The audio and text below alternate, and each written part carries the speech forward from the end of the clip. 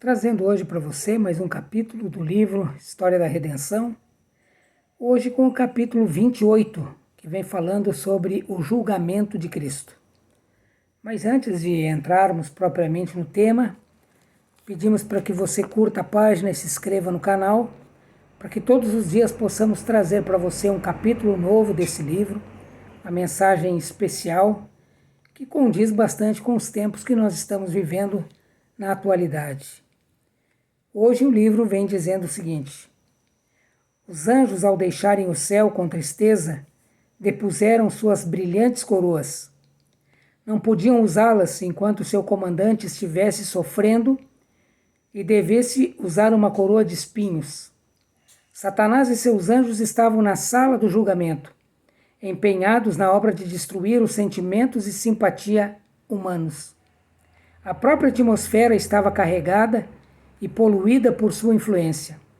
Os principais dos sacerdotes e anciãos eram inspirados por eles para insultarem e maltratarem a Jesus de uma maneira dificílima para a natureza humana resistir. Satanás esperava que tal zombaria e violência provocassem alguma queixa ou murmuração do Filho de Deus, ou que ele manifestasse seu poder divino, libertando-se do poder da multidão, vendo deste modo a fracassar o plano da salvação.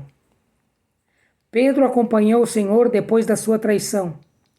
Estava ansioso por ver o que seria de Jesus. Mas quando foi acusado de ser um de seus discípulos, o temor pela sua própria segurança levou-o a declarar que não conhecia o homem. Os discípulos eram notados pela natureza de sua linguagem, e Pedro, para convencer seus acusadores de que ele não era um dos discípulos de Cristo, negou a acusação pela terceira vez, com maldição e juramento. Jesus, que estava a alguma distância de Pedro, volveu para ele um olhar cheio de tristeza e reprovação.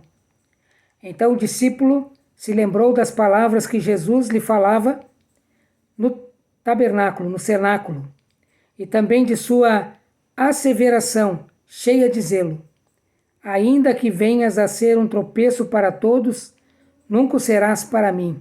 Mateus 26, 33. Ele tinha negado o seu Senhor mesmo com maldição e juramento. Mas naquele olhar de Jesus, como que dissolveu o coração de Pedro e o salvou. Ele chorou amargamente, arrependeu-se de seu grande pecado e converteu-se. E então ficou preparado para fortalecer seus irmãos. A multidão clamava pelo sangue de Jesus. Cruelmente o açoitaram e puseram sobre ele uma velha veste real de púrpura, cingindo-lhe a sagrada cabeça com uma coroa de espinhos.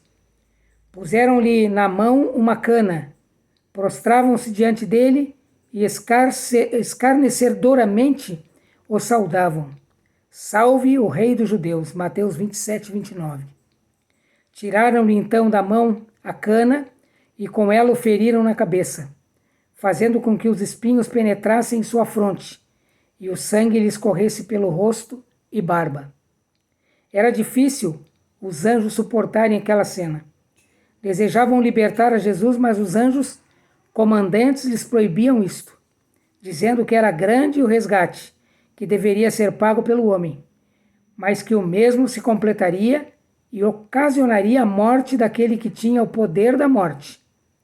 Jesus sabia que os anjos estavam testemunhando a cena de sua humilhação. O mais fraco dentre os anjos poderia fazer com que aquela multidão escarnecedora caísse impotente e poderia livrar a Jesus. Ele sabia que se desejasse isto de seu Pai, os anjos instantaneamente o livrariam. Era, porém, necessário que ele sofresse a violência dos homens ímpios, a fim de levar a efeito o plano da salvação. Jesus permaneceu manso e humilde perante a multidão enfurecida, enquanto lhe davam os mais vis maus tratos. Cuspiam-lhe no rosto, rosto esse do qual um dia desejarão esconder-se, e que dará luz à cidade de Deus, e resplandecerá mais do que o sol. Cristo não lançou contra os que o defendiam num olhar iroso. Cobriram-lhe a cabeça com uma roupa velha, vendando-lhe os olhos, e então o feriram no rosto e exclamavam: Profetiza-nos quem é o que te bateu? Lucas 22:64. Houve comoção entre os anjos.